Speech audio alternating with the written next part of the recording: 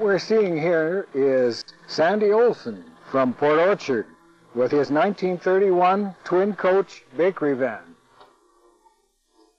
This is certainly a very rare vehicle. We don't see such things out on the road, and you can see that it is one fabulous restoration in every way. You want to tell us about its history? It was used? Sure. It's a 1931 twin coach, which was built by Fadgel Brothers. They built trucks and buses in California and then moved to Kent, Ohio, and actually stayed in the bus business into the 70s, getting involved with Divco and some other things. The particular truck was sold to the Helms Bakery in Los Angeles. My guess is they got it in primer, had to build their own cabinetry, and put on, of course, their painting and decals. So the truck's built in October 31, probably goes into service sometime in 1932.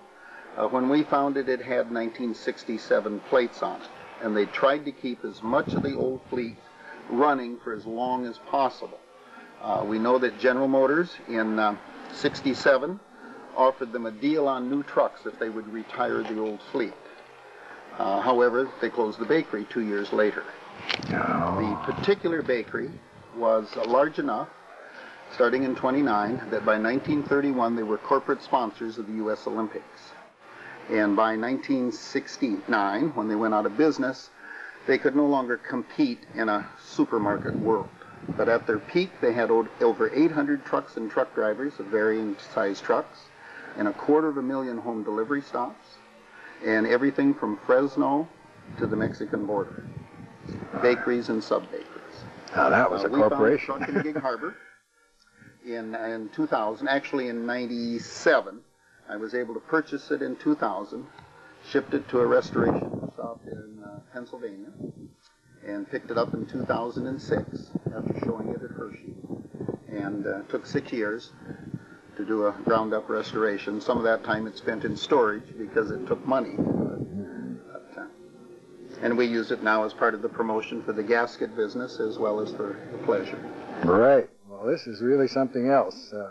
Sandy is, I consider, an important member of GEAA in that he has been so good to the club as far as welcoming them to his home for potluck lunches and gatherings over there. He has a wonderful place at Port Orchard, and a nice Studebaker Erskine car, and a couple of other old-timers hiding out in the garage ready for restoration.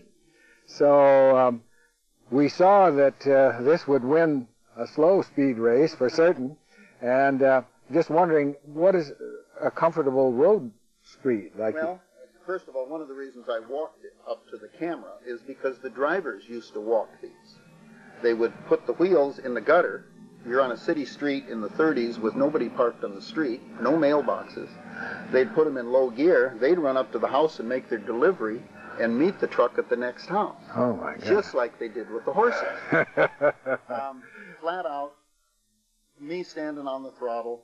The speedometer said 30. The guy behind me said we actually hit 33. But they were geared low, and it's built from bus components. You're in the Depression, you're trying to save a buck. That's a bus wheel. We don't need that wheel for delivering bread. Sure looks good. The rear end ratio, the rear end underneath here is a bus rear end, and the rear end ratio is almost 1 to 6. So there is no speed. They had to keep them close to the bakeries. And then in town, you know, in the bakery, while they're delivering, of course, they had no reason for speed. Right. And it was built for both stand-up and sit-down drive. This particular pedal is both clutch and brake.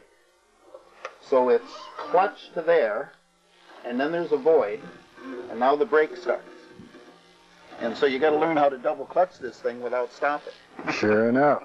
Isn't that wonderful? Well, the restoration is remarkable, and you know, such an unusual vehicle to be restored, I think. You know, I've seen them kind of butchered up and made into street rods or whatever, but to find an authentic restoration is amazing. In the fact, even though everything on it was worn out, with the exception of the whistle system, it was complete. And then I was able to find people in California that were able to help me with decaling and detail. When they came into the neighborhood, to let the ladies and kids know they were there. And that whistle, for people that grew up with the Helms Bakery between 29 and 69, it brings back memories. I've had it actually cause little old ladies to cry because they remember their grandmothers. How about that? Well, Sandy, we thank you very much for the very informative interview and for sharing your nice vehicle with us here today. All right.